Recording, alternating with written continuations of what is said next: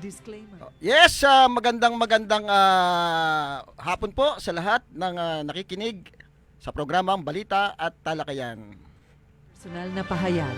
Pananaw. Bago po tayo mag-umpisa, pakilala muna natin ang ating kapartner.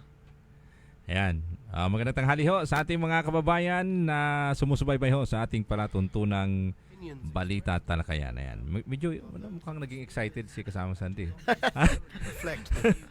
Medyo partner, wala yung ating station ID kaya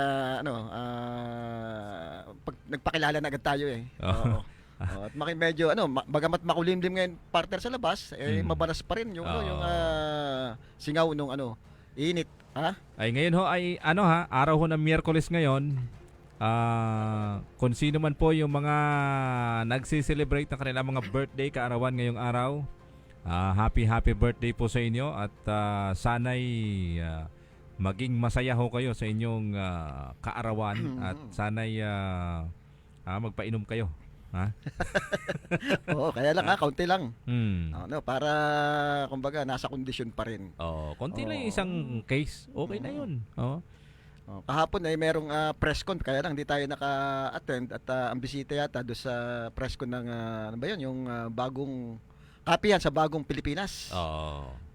Na anggas yata doon yung Department of Agriculture at saka yung ibang ahensya pa. Sayang, madami sana tayo tatanong pero hindi tayo naka-attend. Oo. Pero may mga datos naman na binigay. Alam mo, yung iba kasi naku-curious bakit press con sasabihin kapihan. 'Di ba? Alam nyo ho, doon sa kapihan ay may kape talaga. May kape. Oo. At saka only kape 'yun. Free-flowing. Yung coffee. At saka brewed coffee. Ito'y ang may project yata nito yung PIA.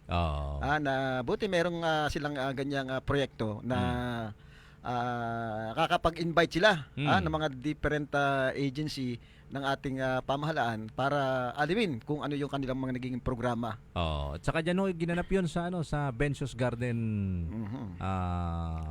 Hotel and Restaurant. Masarap ang pagkain diyan, maaliwalas, maganda. Batiin natin yung may-ari si Sir Bencio Ortega. Magandang tanghali at saka kay Madam, ha?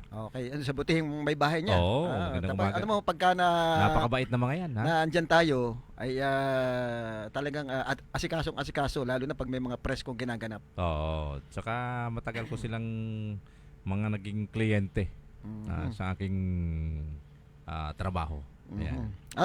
Partner, alam ko galing kang Puerto Galera kahapon kasi ako galing ding Puerto Galera nung isang araw at may mga bisita tayong dumating. Diyan pala sa Puerto Galera hindi ka papapasukin diyan pag wala kang booking. Kailangan nakabuka na sa isang isang resort na may pakikita kang papel kasi kung wala ay mukhang hindi kaya makakatuloy. Nakakatuloy naman pagka sabihin mo balikan lang pero hindi ka babalik. Pero meron ding naka-standby yung bantay. Pagka papunta ka ng Baylan, pagpunta ka ng Puerto Galera, merong paparahan ka diyan. Pero pag taga-Calapan ka o kaya hindi ko lang kung taga-Calapan lang o taga-Oriental Mindoro. Basta Oriental Mindoro. Hindi kaya sisingilin nung AUF yun yung environmental users fee. Kaya lang do sa barko ay mukhang walang lusot. Lahat yata ay kinokolektan dito ng kasi environmental. pagbaba mo mismo merong nagtitiket doon ng EUF. At 120 yata yan, partner.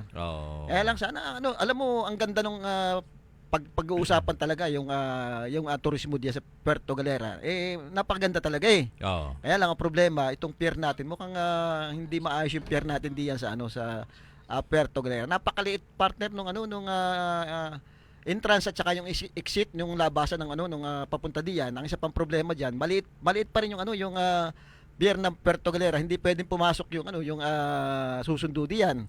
At doon ka lang sa gilid. Kaya doon sa gilid napakaliit naman ng parking space. May naniningil doon ng 30 pesos pero hindi ko malaman kung private ba yun kasi wala namang resibong ibinibigay. Kung meron sana yung ating LGU, yung municipal ng Puerto Galera, merong parking. Isa rin ito sa pagkakakitaan ng kanilang bayan yung mga parking diyan. Kaysa makikinabang na diyan yung mga pribado. Ang alam ko kasi parang hindi pa yan nakuha sa ng Philippine Ports Authority para i-operate ng Philippine Ports Authority. Hindi ko lang alam kung yan ay hawak pa siya ng local government unit, yung pier ng puerto. Pero ang kasi sabi nila dati, kukunin niya ng PPA. Kaya mayroong mga improvement na ginawa diyan sa pier. Tsaka mayroon pa nga proposal na magkaroon ng ano diyan yung parang international pier na port na dadaungan ng mga tawag dito, yung mga bisita from other bansa, yung mga malalaki na Cruise ship. Oo. Kasi ang Puerto Galera yata ay ito lang yata ang hindi pa napupunta ng mga cruise ship. Ang Palawan yata medyo parang napupuntahan na. Napupuntahan naman ng cruise ship pero tumitigil sa gitna. So hindi nakakababa So hindi at Oo. sana kung nakakababa sila kung may magandang port diyan, makikita nila yung ganda talaga ng Puerto Galera. Yun nga, parte na yung sinasabi natin. Sana maisipan ng local government ng Puerto Galera na pagandahin man lamang yung pier nila kasi ito yung mukha magiging mukha ng Puerto Galera para naman pagdating doon kahit paano mga turistang pumupunta diyan, hindi lang naman mga Pilipino, mga foreigner yung iba diyan. At syempre babalita nila sa kanilang bansa dapat maayos hindi lang doon sa ating mga karagatan, doon sa mga pinupuntahan diyan, dapat doon pagbaba pa lamang makikita nila yung pagkakaiba. Unang-una, partner, meron may pera ng mga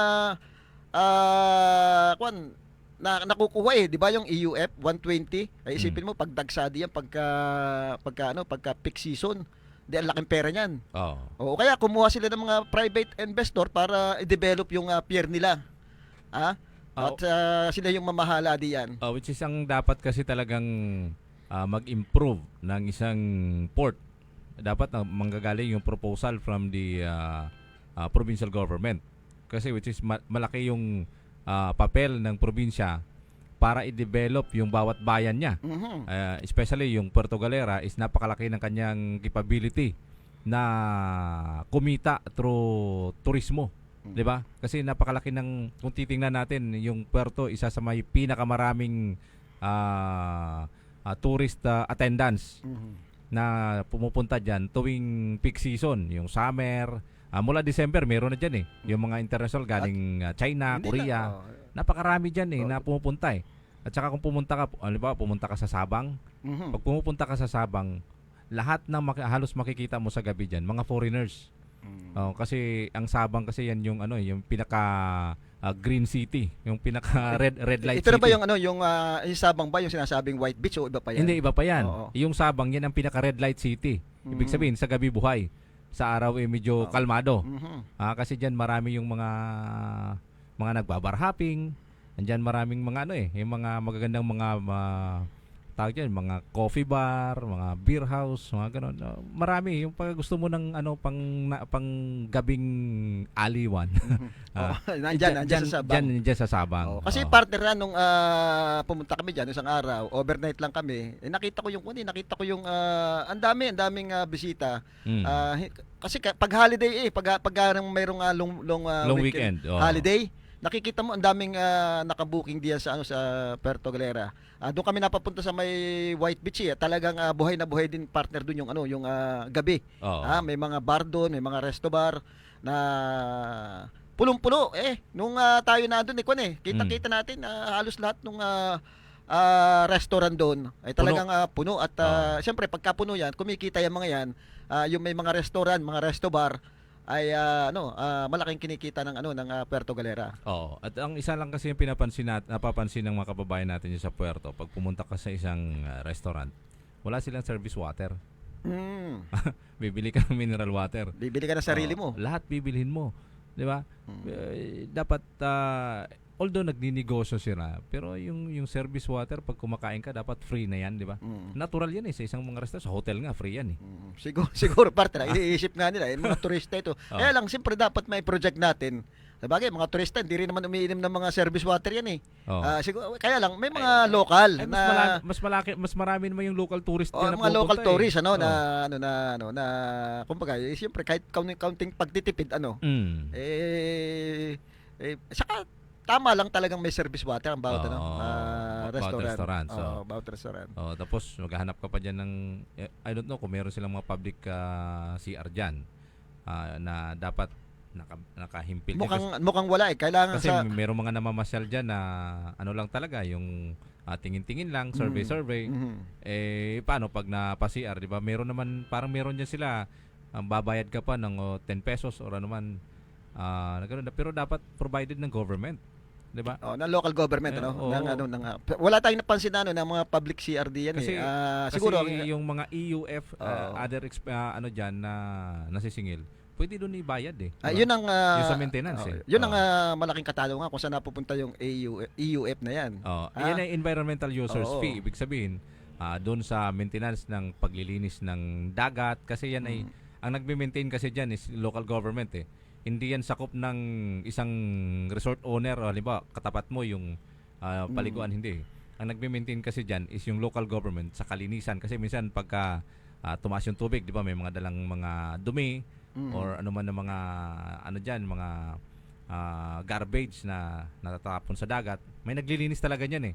Yun ang binabayaran. Yun ang binabayaran. May nagagamitan silang kung ano pa na pwedeng pagkuhanin doon sa environmental users fee ng LGU. Although malaking tulong yan. Wala ho tayong sinasabing mali dyan sa puerto, pero ang yung sa atin yung suggestion lamang yan kasi ay mga kapupuna-punahan ng ibang mga pumupunta na naririnig natin, 'di ba?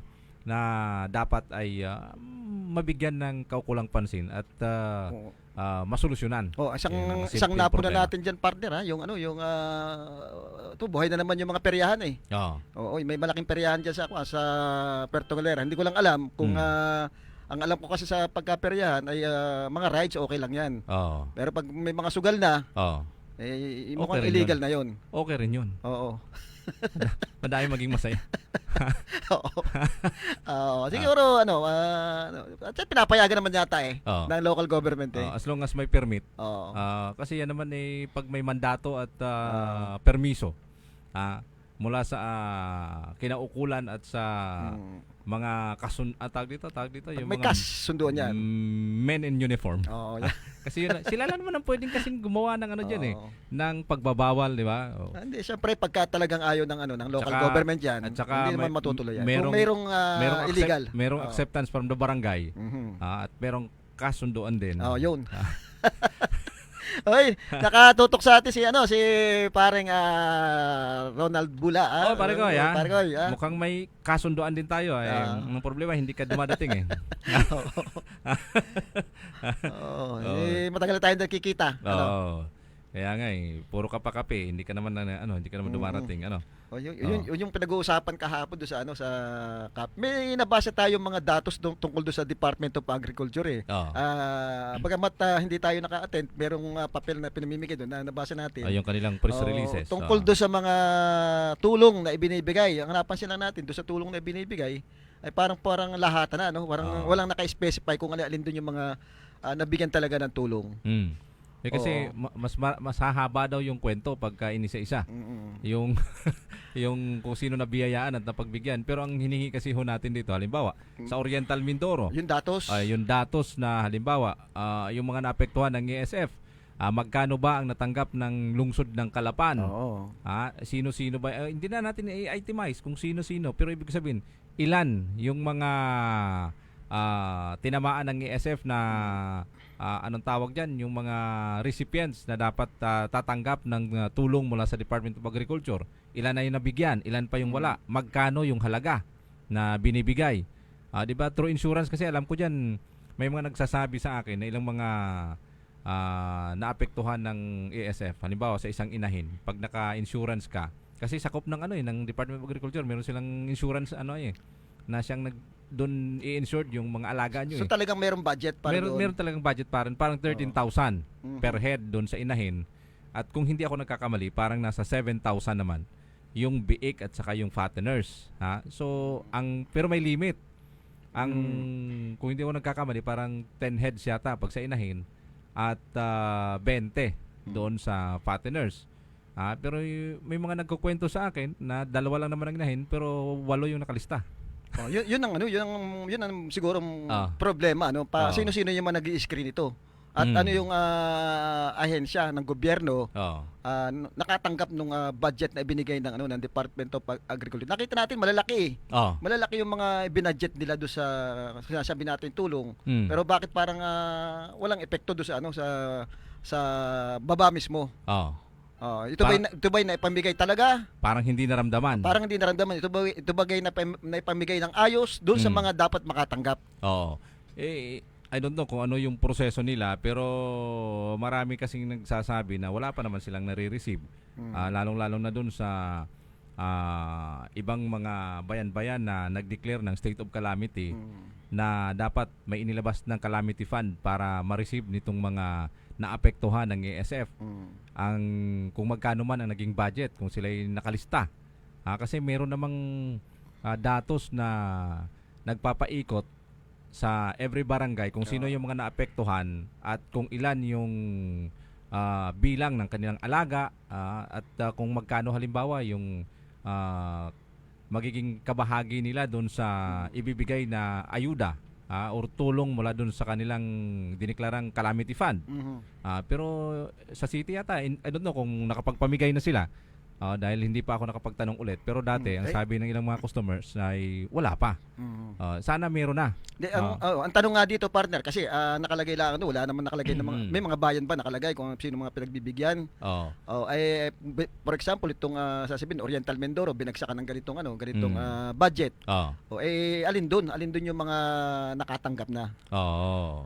Siguro doon sa pinaka pinaka data nila, inano lang, ang inilabas lang nila diyan is yung total. Yung total na biktima ng ASF, ilan sila, magkano yung amount na natatanggap or na-i-release nilang budget, pero dapat naka-itemize yan na halimbawa sa Calapan ay merong 2,000 na apektuhan o 1,000 sa mga magsasaka, hindi lang sa mga yung total na naibigay halimbawa ay 5 milyon. 5 milyon. Diba? So i-divide mo ngayon sa total population na naapektuhan, makikita mo ngayon yung figure kung magkano yung nare-receive ng bawat recipient. Yung mga naapektuhan. Mga naapektuhan. Wala although baka daw pagka inisa-isa, iba ka sila na lang magpipresent lahat. Yan na nga kasi partner, hindi lang naman ito usapin doon sa pag sinabi mong Department of Agriculture, hindi lang ito usapin doon sa sa ASF, dapat doon sa mga magsasaka. Alin yung mga pangunahing na itulong na ng Department of Agriculture dito sa atin sa magsasaka. Kasi ang Calapan City, kahit na city na ito, ay talagang marami pa rin tayong palayan at marami pa rin magsasaka na nagtatrabaho dito sa atin sa Calapan City. Ano yung mga naipamigay na? At anong ahensya yung nagbigay dito? Siyempre, sasabihin nila, Department of Agriculture, direkta ba nilang binigay yung budget o pinadaan sa local government? Dapat may paliwanag kasi nakikita natin yung pa rin yung reklamo ng ating mga magsasaka hanggang ngayon, di ba? Although yung iba nababalitaan natin, meron mga libreng biniya tayo binibigay. May kaunting ayuda, hindi ko lang alam kung cash. Kung may cash bag ang binibigay, kung may mga fertilizer na binibigay, wala rin man nakalagay na datos doon partner, na ganong kadami ang nakinabang ng magsasaka dito sa for example dito sa Oriental Mindoro. Sa bagay yun nga sabi ni Congressman Panaligan, 'di ba, nung dinouble nila yung budget ng Department of Agriculture 30 billion. 30 billion. So isa sa mga proposal nila that time, 'di ba, palakasin yung lahat ng programa ng RCEF. 'Di ba, yung sinasabi nila yung RCEF, kasi yung RCEF na yan ang namimigay dati ng mga mekanismo katulad ng harvester, traktora. Ngayon, idinaan na rin yata yung dun sa RCEF na yan, yung pagbibigay ng abono, binhi, na ibinababayan sa LGU, sa local government unit, na nire-receive naman ngayon ng Municipal Agriculture Office. Na sila yung may mga datos ng pangalan ng mga magsasaka sa mga barangay. Tapos ibinababayan dun sa barangay captain, sa barangay unit, para doon ipamamahagi o minsan sila yung nag-screen siguro sila makakatanggap. Nag-i-screen or siyempre may ano yan sa barangay mo makukuha lahat ng detalye niyan yung detalye niya sa barangay mo naman gagaling. Kasi yung verification niyan, although bine-verify din po ng Department of Agriculture yan, pero hindi siguro, tingin ko hindi sapat na ma-verify nila ng isa-isa. Kasi kukunti lang naman ang kawani ng Department of Agriculture, particular dito sa atin sa Mimaropa. Mhm. 'Di ba? Kukunti lang 'yan eh. Ang may datos niyan sa LGU. Sa Tapos through barangay sa Ayan, local government. oo. Parang Parang ano yan eh, parang yung pagbibigay ng ng ayuda. Oo. Ang talagang mag-i-screen muna yan, barangay. barangay. Tapos itataas sa local government yan. Oo. Ngayon, doon titingnan talaga. Minsan naman hindi na rin nasusuri ng ayos ng ng local government basta binigay doon. Mahirap nga dahil kulang siguro sa tao. Mahirap mag-check kung alimbaga yung mga totoo doon. Oo. May mga nakakalusot talaga. Pero given na kulang kayo sa tao, ha? Mhm. Pero dapat mahaba naman yung 365 days ang isang taon eh. Sa bagay. Ngayon, pag sinabi naman namang natagalan, ang bagal ng bigay ng Oo. ng tulong. Ay ang harvest ang planting season naman is 4 months. Mhm. O 'di ba? Ay kung may nakatalaga sa bawat barangay siguro, kaya. Kaya yung kasamang sandi basta seryoso yung trabaho, hindi yung pakuya-kuya ko sa opisina. Siguro parte ng katanungan na lang dito yung ginawa ng Kongreso ay siguro 'di ba kaya dinagdagan niya ng 30 billion. Mm. Dati 15 billion. Ginawang 30 billion.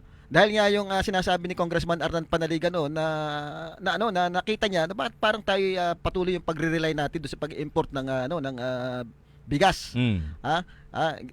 Yun daw patuloy. Ngayon, kaya nga dinagdagan niya, ginawang 30 billion para malimit na Oh. yung ating pag-import. Pero bakit hanggang ngayon ay Ang pinupush pa rin. ganun pa rin, tayo pa rin yung pinakamalaking mag-import ng bigas sa buong kung hindi mo buong Asia, buong mundo yata tayo nasa top Oh. na nag-iimport na. Parang hindi nabawasan kahit nadagdagan na yung budget natin. Mukhang hindi uusad ng maayos yung programa ng Department of Agriculture. Oo, kasi nga sabi nga ni Ma'am Hans dahil nandun sa kahapon, isa lang naman sa mga pinofocus nila doon sa kanilang programa ay itong Kadiwa Center na siyang nagiging center ng kanilang pagtitinda ng mas mura na inangkat mula doon sa mga magsasaka at ibibenta ngayon ng mas mababang presyo na subsidized ng gobyerno doon sa mga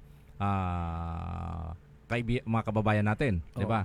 Ay ang tanong, Nasaan? nararamdaman ba ng mga kababayan natin na naandyan ang Kadiwa Center na makasuporta sa kanila sa pagbawas ng kanilang budget na mas makakabili sila ng mas mura na mga bilihin doon sa Kadiwa Centers, di ba? Tsaka, hindi nga nararamdaman partner di ba? Makikita mo naman yung presyo ng bigas, hindi naman bumababa hanggang ngayon. Wala naman tayong nababalita ang bumaba mong bigas O dahil hindi pa naman pwedeng magbenta ang NFA sa ngayon dahil nakabitin pa ito sa Senado. Bumaba na ngayon kasi dati 1.3 ngayon 1.250 na lang. Bumaba na 50. Bumaba na 50. Kasi tumambak yung bigas eh. Di ba? Ay dumating na yata yung importation eh. Importation. Pero partner, pumunta ka sa palengke yung mga gulay natin, mga ang mamahal, magkano ang talong ngayon nasa 70 to 80 pesos. ang per kilo pati yung mga sibuyas natin. So parang yun nga hindi nararamdaman ng ating mga kababayan yung programa. Ngayon yung sinasabing Kadiwa, nasa bagang Kadiwa, diba? Nasa NFA. Nasa NFA, isa lang yata yun. Sa NIA pala. Sa NIA, isa lang yata. Minsan nakita ko doon, minsan wala. Kung parang pakitang tao din lang naman partner eh. Once a week, every Thursday. Once a week. Siguro mga 2 to 3 hours. Kung talagang gusto nilang tulungan yung ating mga kababayan, doon sila pumesto sa palengke dahil doon para merong competition. Doon yung volume ng tao. Doon yung volume ng tao bumibili. Tsaka para ang purpose niya para merong competition sa sa mga negosyante So doon sila magtambak ng Kadiwa sa sa mga palengke na kahit hindi sa loob, kahit sa basta yung pupuntahan ng tao. Ang mahirap isipin mo, nakita ko nasa may NEA nung minsan. Sino ga makakapunta doon? Alam ba ng mga taga-Kalapan na merong hindi taga-ron lang ang pupunta. Oo, mismong isang barangay lang makaka-accommodate doon. Ang liit naman partner nung Saka kukunti lang yung Kadiwa. Stock. Hindi kukunti lang yung stock. At saka okay lang sana kung kukunti naman kung daily silang nagbebenta.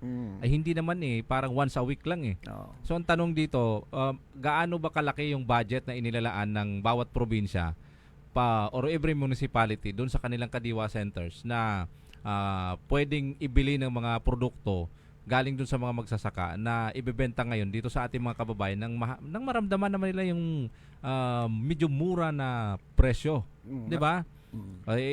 Although mas maganda dahil may limit, halimbawa bibili ka. Bibili ka bigas. 2 kilo lang ha kasi para lahat mapagbigyan. Para mapagbigyan lahat. Oo. Oo. Ang tanong ilang kilo ba ang dala nyo? Siyempre pagka yung mga negosyante o kaya mga tindahan ay talagang bibili yan ng sako-sakong bigas doon para makapagtinda sila. Siyempre pag tininda nila yan, hindi na presyong kadiwa yan. Oo. May dagdag na yan. O kaya nga So bawal dapat dapat talaga merong yung bagang ganun laang ang dapat makuha ng isang tao. Meron talaga ganun ang sistema nila. Halimbawa, bibili ka ng gulay, hindi ka pwedeng bumili ng 5 kilo. Dapat nakaata-atado lang na per individual. Bibili ka lang ng 2 kilo, maximum ng ganun. Meron silang sistemang ganun. Okay na 'yon. Maganda na po 'yon. Pero ang tanong natin, gaano ba karami yung yung produkto ninyo na dapat araw-araw ay pwedeng makabili yung ilang mga kababayan natin gustong bumili ng maka-avail naman ng mas mura. Dapat dapat daily na nararamdaman ng ating mga kababayan para kung hindi ka man makabili sa araw ng Lunes, pwede sa Martes, di ba? At saka ilapit nyo naman dito sa Kabayanan. Parang nakatago parang kumbaga parang masabi lamang na may tindaang kadiwa o kaya nagpapangsyon ng kadiwa. Hindi ko lang alam kung meron kayong tie-up na ng NEA dahil doon kayo nagpupwesto. Mukhang mga taga-NEA lang nakakabili. Kasi ang alam ko naman, ang sistema kasi ng Kadiwa Centers, hindi naman talaga nakapwesto dyan Yung parang mobile van, parang naka-van selling siya. Di ba? Naka-van yung sasakyan ng yung mga produkto, doon bibili yung tao. So anywhere sa area ng bayan, pwede silang mag-set up. 'Di ba? Dapat ganoon. At saka parang iisa lang 'yun iisa lang na kadiwa ay dapat magdagdag siguro. Para kumbaga pwede silang pumunta diyan sa maraming tao kasi doon dapat sa accessible na pinupuntahan ng tao, doon makakabili ng mura. Para nararamdaman ng ating mga kababayan na ito kumikilos yung gobyerno natin, meron tayong mga murang pwedeng pagpilian. Kung sa palengke mahal nakakapagtaka partner na lahat yata ng klase ang available lang yata sa atin talbos ng kamuti, talbos ng kangkong pero pagdating sa mga okra, mga talong, halos nanggagaling pa sa kabila yan. Yan naman talbos ng kamuti, kahit ibaon mo lang ng konti mamaya tutubo na yan kangkong, kamuti. Kaya nga samantalang itong ating ating lalawigan talagang ito'y agricultural land dito kung talagang maganda yung programa ng Department of Agriculture dito, siguro lahat ng klase ng gulay tutubo dito sa atin ang kailangan lang kasi diyan maayos na sistema di ba? Kung meron ho kayong budget at may maayos na sistema, yung pag-implement ng proyekto, tingin ko mas mabilis, mas maganda at mas maayos na mararamdaman ng ating mga kababayan. Kaya pasalamat ho tayo dahil si Congressman Panaligan ay isa sa mga principal author ng pag-revise nitong Rice Tarification Act para magkaroon ngayon ng papel ulit. Isa doon kasi sa IRR niya na binigyan ng ng pagkakataon at papel itong National Food Authority na magbenta ng bigas sa mga pampublikong market natin para makapag-compete doon sa mga local rice retailer, rice retailer outlet na mas mura yung bigas na ibebenta ho ng National Food Authority. Pero sana kasamang sandi dahil yan na dating ginagawa ng NFA. Kaya lang dapat ayusin nila yung monitoring kasi dapat doon lang sa outlet ng NFA magbebenta, hindi doon sa mga traders din sila magbebenta. Kasi noon, marami hong nagsasabit, marami nagkikinabang ng bigas mula sa NFA na mga rice traders na hinahalo lang nila doon sa mga local rice natin. Or niriripak lang. Kumbaga, minimix lang tapos ibebenta nila as regular na bigas. Pero may halong NFA yun. Hindi nga natin alam parte kung bakit nakakalusot yung ganun na kasi magagandang klase, kung tutusin magagandang klase ang bigas ng ng NFA kasi mahal yung kuha nila ng per kilo diyan dahil nga doon sa tulong na rin doon sa ating mga magsasaka. Yung problema bakit pag lumalabas ito parang kumbaga parang ayaw bilhin ng ating mga kababayan. Siguro dapat matingnan din yung ganung problema. Bakit nangyayari yun? Kasi old stock Old stock kasi yung bigas kaya yun ang binebenta nila. Pero bakit kailangan nating hintayin old stock yan? Bakit hindi na lang tayo yung buffer stock natin para doon sa mga calamity alam naman ninyo yan kung ilang bags yung pinaka-buffer stock nyo if ever na may calamity o wala. Nakapangangailangan ng isang probinsya 'di ba? Based dun sa population, makukompute nyo na yan more or less, 'di ba? Dapat bumili kayo ng mas marami para dun sa sobra ng inyong buffer stocks. Yun ang ibebenta nyo ng mas mura doon sa mga local market natin para makapag-compete kayo, para yung presyo ng bigas ay hindi basta-basta tumataas dahil may kakompetensya sila 'Di ba?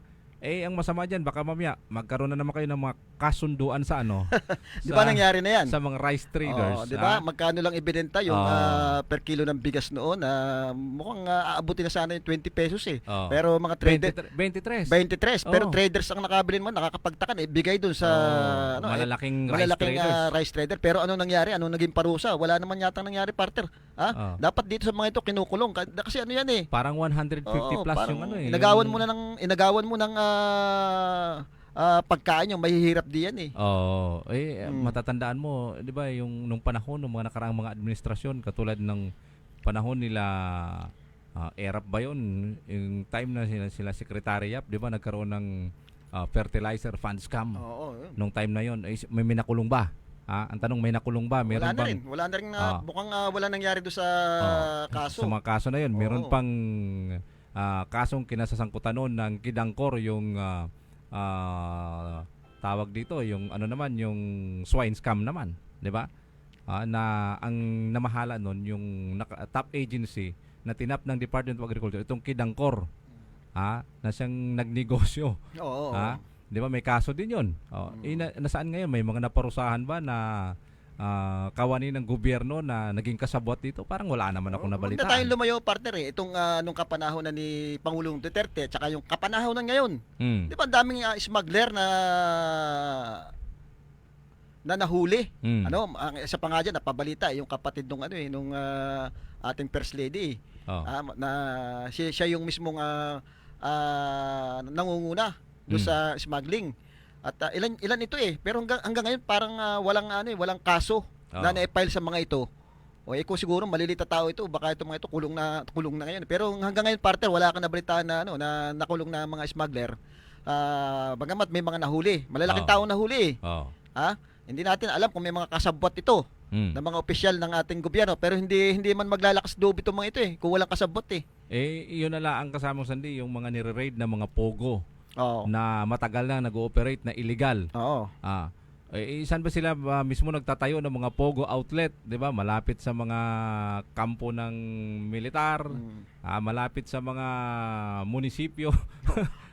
para hindi para hindi halata 'Di ba yung ni-raid sa Bulacan, 'di ba? Malapit lang sa munisipyo yun Tsaka mayroong malaking issue doon, partner may mga natagpuan doon na mga parang uniforme ng mga inchik na sundalo at hindi lang, pati yung kay dating secretary Roque ba yun? Roque? Harry Roque. Harry Roque na may mga parang sulat may mga na travel na sila document na doon na kasama niya yung isang pero yun naman daw ay sadyang lalaki. Pero yun daw naman sadyang humingi lang yata ng isang ba yun, parang isang favor na para doon sa biyahe, pero hindi naman talaga totally kasabwat si Harry Roque. Dahil nabasa ko yung na yan, yung news na yan, na hindi naman talaga siya involved. Although meron siyang sulat, pero parang humingi lamang ng tulong yung isang although hindi issue yun Hindi daw siya sa farm lumaki. Hindi daw siya sa farm lumaki, pero madami may helicopter. Kaya nga kasipin mo yung mga Chinese, mga Chinese dito o yung sinasabi nating pogo, 'di ba? Di ba sa Cavite meron din yan yung dating isla, ginawa na nilang sa Island Cove. 'Di ba? Ginawa na nilang pogo center 'yun. Malapit pa 'yun doon sa parang isa sa kampo ng ating kasundaluhan yun nga sinasabi ko. parang para bang utay-utay na tayong nakukubkob ng mga Chinese. Which is yun nga sinasabi ng isang kaibigan ko, sabi niya kasi katulad nung na-discover na issue diyan sa Cagayan, 'di ba? maraming mga Chinese na gustong mag-aral diyan sa Cagayan. Ang purpose nila is mag-aral. Pero sabi niya, tingnan mo Tom, sabi niya, yung China, i-research mo kung pang-ilan sa buong mundo na may pinakamagandang education. Doon ang mga top universities na pwedeng pag-aralan ng mga Chinese na yan. Ay nasa mainland China sila eh. Bakit pupunta pa ng Philippines tapos sa Cagayan pa mag-enroll? Anong merong education sa Cagayan? Di ba? Sabi niya kaya ang purpose diyan ay military talaga. Spy talaga. Spy. Tsaka di ba, lumalabas na itong yung mayora ng sa Tarlac ba 'yon? Yung si Goo. Si Goo. Di ba? Lumalabas ngayon na talagang ito inchik. May nilabas yatang dokumento na 13 years old nung magpunta dito yan sa Pilipinas, pero galing China talaga.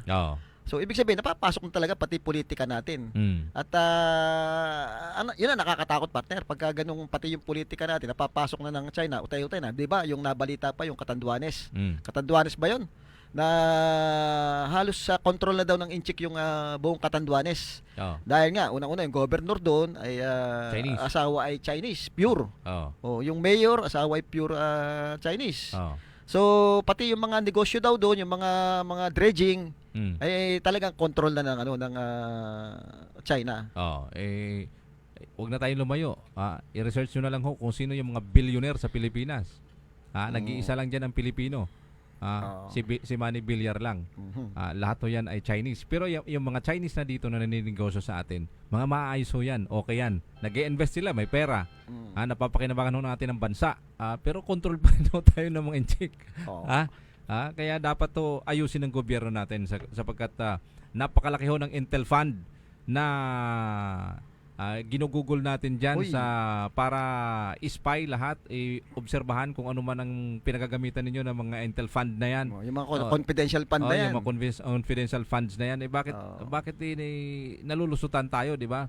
Ang mali kasi minsan yung sistema, particular doon sa mga doon sa immigration, sa anuman, dyan kasi nakakalusot ayusin ho kasi yung sistema dyan, di ba? Para maging maayos naman at hindi naman malagay ho sa alanganin yung ating bansa. Tama, oo. Ang problema, partner, talagang kahit sa Ross Boulevard, may pumunta kami diyan, sa may Ross Boulevard, ang dami, may mga sariling hotel na yung mga inchik diyan eh.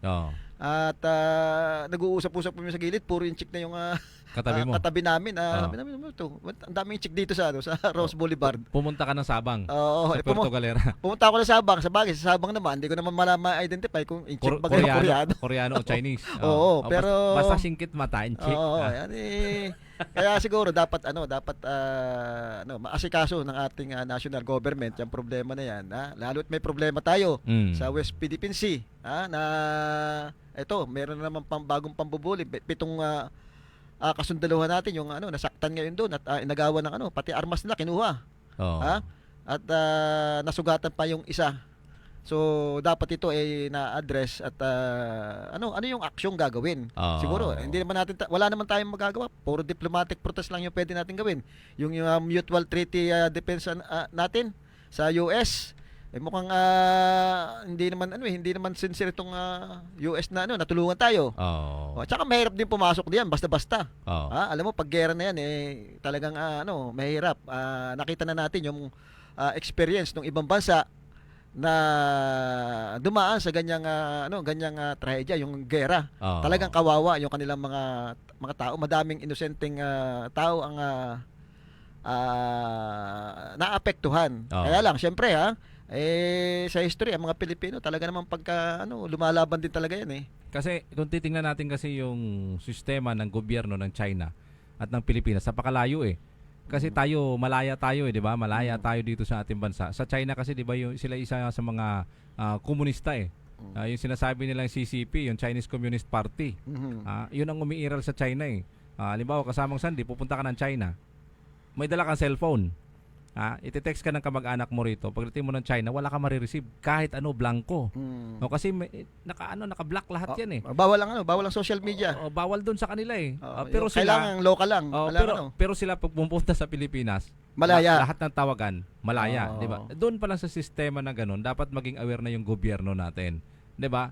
Kasi sa kanila merong merong wall yung ating communication pagdating sa kanilang bansa.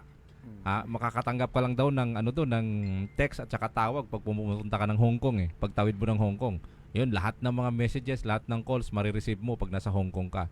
Pero pag pumunta ka mismo sa mainland China, nako, ay para kang nasa nasa ilalim ng lupa, wala kang marireceive na anumang communication mula dito sa ating bansa. Kaya galit na galit si si Caribor, pagdating sa ganyang usapin Oo. Kasi iyan kasi nakasalalay na sa ating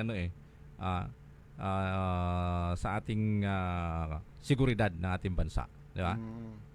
Anyway, binabati natin lahat ng ating mga kaibigan, lahat diyan sa parte ng Salong, mula kay Kapitan Cyrus Espinosa, do sa lahat ng konsehal at syempre sa mga BHW nakikinig sa atin to, partner mga barangay tanod. Magandang hapon po sa inyong lahat. Oo, ayan. Magandang tanghali sa inyo. Maraming salamat po sa inyong pagtitiwala at walang sawang pakikinig dito sa aming palatuntunang balita at talakayan. Ayun. Oo. Ayan. Yung usapin sa sa pamasahe, nabasa natin, mukhang hindi natin alam kung nagkakalinaw,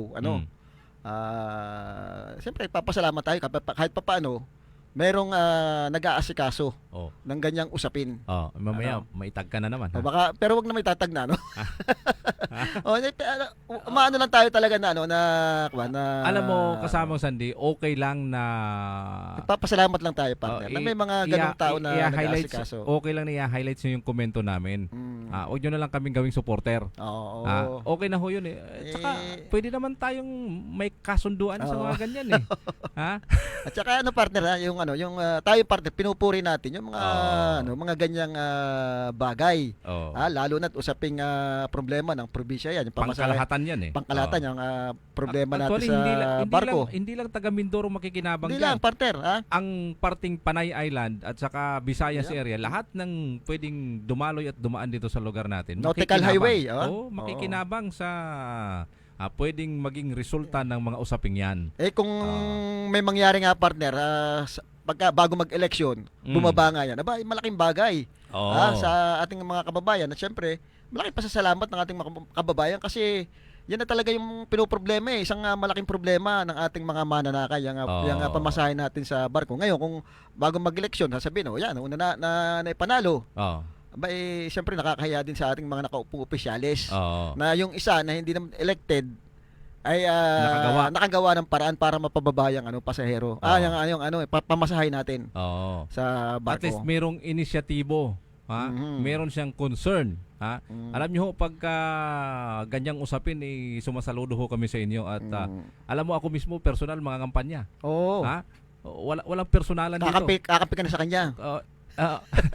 Iyon na ang boto ko. Kasi may nagawa agad sumasaludo tayo sa mga ganun kasi naman puro lang ngaw-ngaw, di ba? Na puro lang ngawa, wala naman sa gawa. Ayan, silent move yan pero nababasa sa social media. Ayun. Hindi pala silent mode. Okay, batiin ko lang, partner, si dating mayor at dating House Deputy Speaker Congressman Doyle Liachon ng isang magandang hapon. Alam mo, ako idol ko ito si Mayor Doyle Liachon kasi nakita ko, partner, yung kanyang mga ginawa nung siya ay mayor pa. Talagang ito yung sinasabing action man action man na talagang may resibo doon sa mga proyekto na hanggang ngayon napapakinabangan. Lahat nung halos ang dami, pati yung mga City College, yung mga sa Orange Card, bagamat ang author nito ay si Konsehal Idel Ilano at Ngay Bukal, ay kita mo napapakinabangan ngayon itong Orange Card natin. Na ito isa sa mga proyekto niya. Orange pa rin ba? Hindi na yan, paiba-iba yan Pero ang kagandahan, parte, kahit nag-iiba-iba yan, yung kulay. Hindi nag-iiba-ibang kulay niyan. Kumbaga, yung konsepto niyan ay talagang yun pa rin. Yun pa rin ang niyan. At nadagdagan niya nung time ni Congressman Arnan Panaligan. Yung kagandahan kasi diyan kasama, Sandy, dapat in fairness sa mga kasunod ng mga administrasyon sapagkat kung sa tingin ho ninyo na maganda yung nagiging resulta at magiging nito, takbo at tulong para doon sa ating mga kababayan, ituloy nyo yung mga ganyang proyekto, di ba? Mhm. Kasi pagka sinabi nating medical assistance, dami ho makikinabang dyan. Huwag niya ho kayong mamuliti ka dyan kung ano man ang kulay niyan. Dapat bigyan nyo ng pondo yan, priority nyo yan, di ba? Oo. Sabi nga ni dating mayor at ngayon Congressman Arnan Panaligan na gumawa ka ng sarili mong kumbaga legacy o kaya mga proyekto na pwede mong ipagmalaki. Wag ka nang wag mong sisihin yung mga dating nakaupo, kumbaga nandiyan ka, ikaw yung nasa katungkulan, Ikaw na yung nasa timon. gawin mo na yung mga dapat mong gawin. Wag mo nang tingnan yung mga nakaraan. At marami namang pwedeng maging kung sino man maupo, marami naman pwedeng maging proyekto na dapat gawin. Mas maganda, kumbaga tatatak sa tao yung mga ginawa mo din.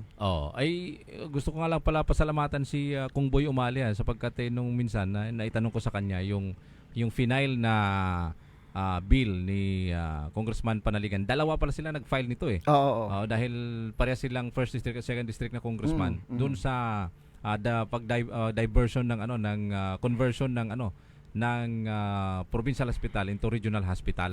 Tinanong ko sa kanya kung anong reaksyon niya sapagkat ito'y hinarang ng provincial government. Sabi ni Kung Boy, ewan ko ba kung anong merong sistemang politika yung mga yan. Hindi. siguro partner merong ibang tawag hindi naman siguro hinarang kundi kumbaga may ibang proposal. Kaya lang syempre parang ganoon na rin ang dating noon dahil napatigil dapat talaga yan ay tuloy-tuloy na. Kaya lang nakakapagtaka na nandoon na ay approve na may proposal ka pang iba. Na ito na yung mas madali diba? Siguro yun ang inaano ni Congressman Umali nagtataka siya. Bakit baga dahilan pa para baguhin mo pa yung proposal, tatagal yan. At saka sabi na ni Kung Boy, maliit na nga yung loting natitira diyan di ba 5 hectares yata yung lote, idodonate yung dating lote at idodonate diyan. Paano mo ikapalisin diyan? May mga building yung nakatayo diyan, may mga doctors na nakatira diyan. Di ba? Paano pa ang dami pa ikang wawalisin mo diyan kung paano pa samantala itong final namin na ito ay ito na yung proseso at ito na yung pinakamabilis Tama. Sabi niya nag-sponsor ka pa para mapabilis tapos ay ibig sabihin kasama ang provincial government sa nag-sponsor nito. Noon. At alam ko partner, ito payag na payag sila noon dito na ma-convert na nga. Nakakapagtaka. Ang sabi nga ni alam mo laging umiiwas si Congressman Arnan Panaligan pagdating sa ganyang usapin dahil ayaw niyang mapupolitika kaya lang sige kung yan ang gusto nyo ilabas nyo agad yung deed of donation ng nung 5 hectares. Wala yata may pakita para mapabilis ma-budget na. Pero kung akong tatanungin yung iba ang tatanungin yung mga doktor diyan, yung mga health worker diyan, gustong-gusto na nila talagang ma-convert yan sa regional hospital dahil unang-una gaganda yung nila, katayuan nila diyan. Hindi lang yun, pati yung ating mga kababayan na laging may problema diyan ay magkakaroon na ng mga kasagutan doon sa problema laging dinireklamo. Sabi nga ni Kung Boy, matagal ako naging governor 9 years ako naging governor. Alam ko kung paano patakbuhin yung provincial hospital. Talagang kulang yung pondo. Talagang darating ka ng panahon dyan na kukulang yung syringe, kukulang yung ganito kasi ubos na Ubos na. Depende kasi kayo sa gumagamit kung gaano kadami yung pasyente na nangangailangan ng tulong ito lang naman yung pondo mo. Ito na yung pagkakataon mo Hindi ka na gagalaw ng pondo mo sa probinsya, kundi palakasin, pagandahin mo na lang yung district hospital mo sa second district. Meron kayong Rojas, andyan yung Pinamalayan. Kung gusto nyo, ayusin pa kayong Bulalakaw. Kaya yun ang sinasabi natin partner. Diba? Bakit ba ito hahadlangan pa? Naandyan na. Kumbaga, binibigay na at saka ito dalawang congressman natin ang naghirap dito. At saka, kumbaga, kung tutusin partner, kung ito approve na ng provincial government, diba? Ito isang kasama na rin diya si governor na sa history na kaya na-approve yan, kaya na patayo yan. Dahil na rin pinabura nila, di ba? Kasama naman sila doon hindi naman sila mawawala na porque ito kanya-kanyang trabaho yan kumbaga nagtulong-tulong dapat. Walang politikang pinag-uusapan diyan. Kasi makikinabang naman yung ating mga kababayan. Sa panahon ni Governor Bonsidor, naging regional hospital yan. Sa panahon ni Congressman Arnan Panaligan, naging regional hospital. Sa panahon ni Kung Boy Boy Umali, naging regional hospital yan, 'di ba? Oo. Ay kaganda at makikinabang yung ating mga kababayan. Oo. Na lagi ang reklamo ay walang gamot, sira ang ganito, sira ang kanon. Yung mga health worker lagi daw delay as sweldo. Oo. Oh. Tsaka ang laking tipid ng provincial government, yung Oo. matitipid mo diyan. Yun ang sinasabi ni Kong Boy Umali na doon mo i-budget ngayon sa mga district hospital mo. Oo. Kaya nga sabi niya, ewan ko ba. Hindi ko kayo maintindihan eh. Ayan. Oo. Kaya alam mo, ako saludo ako dito kay Kong Boy Umali dahil ito pa lang yung nakikita ko sa lalawigan ng Oriental Mindoro na isa sa mga politiko na walang talo. Mhm. Sa record ha. Sa record. Wala hong talo ito. Mm. 9 years na naging congressman. Mhm. 9 years na naging governor. Ngayon, patapos na ulit na bilang isang, naka 6 years na ulit. Oo. Last term siya ngayon. Last term siya ngayon ha. Oo. Pero matibay pa rin. Mhm. Yung mga, sabi niya, mas gusto ko nga, marami lumaban sa akin eh. Mhm. Ha? Ay hindi tayo. Ang alam ko sa second district, ilan ba maglalaban na? 3 yata, 3. Tatlo na. Oo. Na sa pagka-congressman, kasama diyan yung kapatid ng ating governor si dati si PA, kasalukuyang PA Hubert Dolor. Oo. Si AJ Falcon. AJ Falcon. Medyo mataas ang lipad, Falcon. Falcon. Sino pa? Wala na. 3. 3. Oo. 3 corner fight. 3 corner fight ha. Oo. Ayaw magbigayan ng dalawa eh. Oo. Ayun, edi tuloy laban. Oo. Kaya sabi ni Kong Boy, okay lang. Siyempre, andyan naman sportsmanship eh. Alam natin yung matanda na yan, hindi naman yan pikon sa labanan eh. Kung talo, panalo. Pero sa tingin ko ay tahiran na ho ito eh. Tsaka kita nyo naman ho yung nagawa ng mga umalis sa second district. Pumunta ko kayo sa second district, mas maluwang pang kalsada nung kaysa dito sa first district. Maluluwang kalsada pagdating sa second district. Hanggang hanggang boundary ng San Jose Occidental Mindoro, makikita ho natin diyan kung paano naisaayos yung mga kakalsadahan diyan. Sa dami diyan ng mga farm to market roads sa sementado na.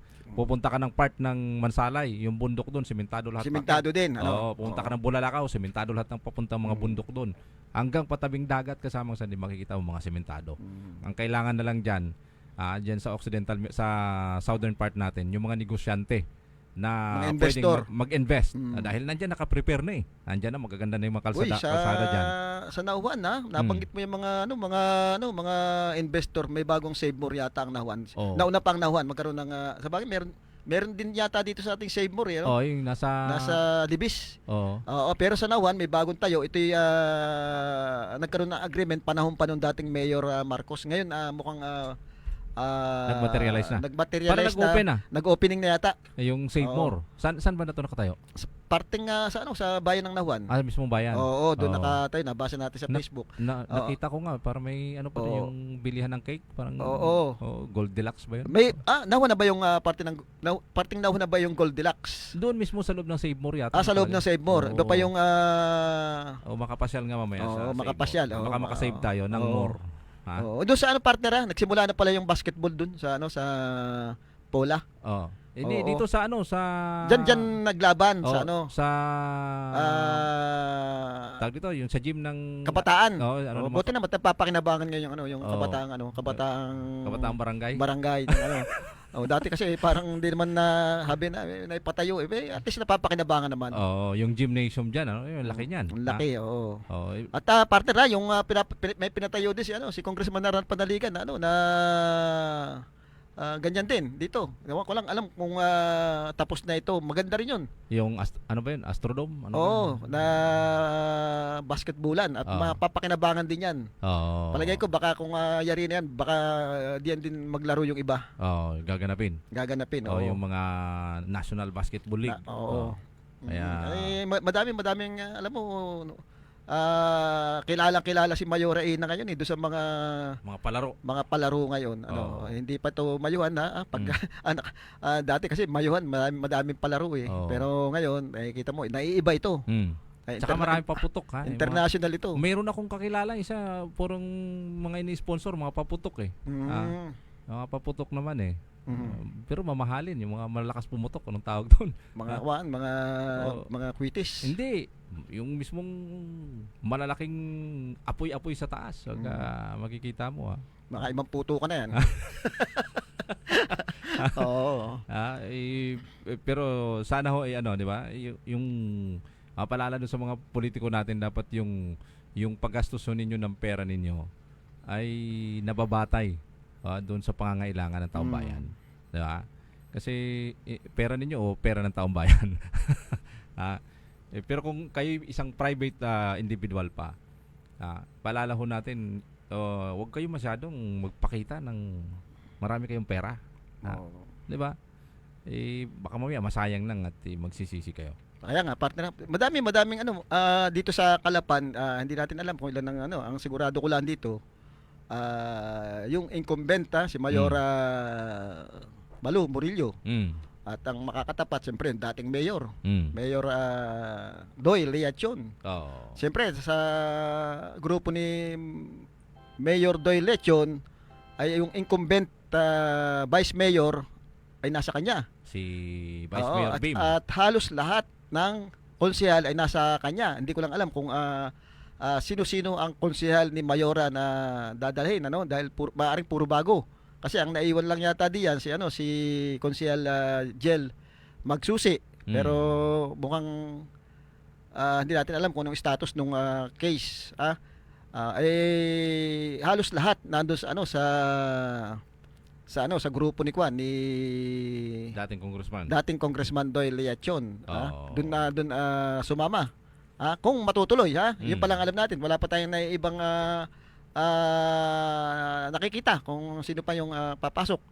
Dahil sa ngayon wala pa rin naman ako na alam kung sino magiging vice mayor nitong incumbent, si Mayora. Wala pa akong nakikita kung sinong kukunin niyang vice mayor. Although merong isang sabi magba-vice governor itong si Mr. Orbin Rabino. Isasama ito sa ilan ba maglalaban sa vice governor? Mukhang napakadami din. Mukhang 4. Oo, at syempre isang diya si dating vice governor Jojo Perez.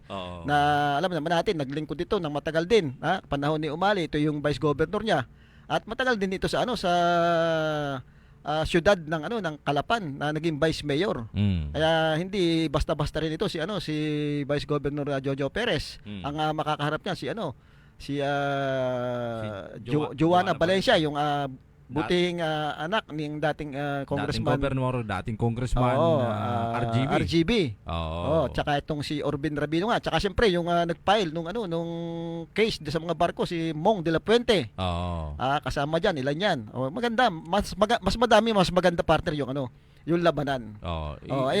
Tingnan na lang natin kung sino nakakaungo sa mga yan. May balita ko, may mga may isa pa. Nag-umuungos diyan ng mga pangalan ng mga pagbati. Itong si Mr. Tejedo. Oo, meron pang si provincial engineer. Si Edilu Tejedo. Oo. Nakikita natin at minsan natatanungan natin at saka meron pa ako nakitang pangalan ng maligayang paglalakbay, Ito si Alcusi. Nakikita ko rin 'yan sa mayroon niya sa pier. Ah. Ito kaya ilalaban o tatakbo? Oo.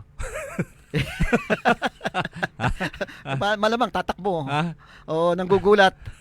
Oo. Ay, si Konsehala RL mukhang magbubukal ito. At hindi rin matatawaran yung performance ito sa sangguniang panglungsod dahil sa dami rin naman di ba ex-officio siya? Ex-officio siya. Daming na-file nitong na mga bill diyan sa city na napapakinabangan din ngayon. At siyempre gusto rin namang tumaas at maipakita yung kanyang galing dito sa ating unang distrito. Ay si Bong Brocal, yan, binabati natin yan ang mga magagaling na bukal na hinahangaan ko diyan para last term na ngayon last term na yata si Bong Brocal.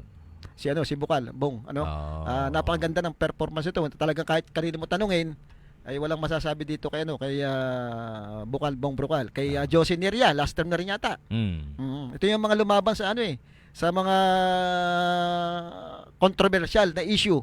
Katulad ng mga armor rack na yan at saka yung mga dredging na yan. Partner. Medyo wala tayong time, at sa Friday magbabalik tayo, partner. Maraming salamat to mga kababayan sa inyong ginawang pagsubaybay. Tom Lago po, nagpapasalamat, magandang tanghali. At syempre, Sandy Soriano po ang inyong nakasama ngayong hapong ito. Maraming salamat po.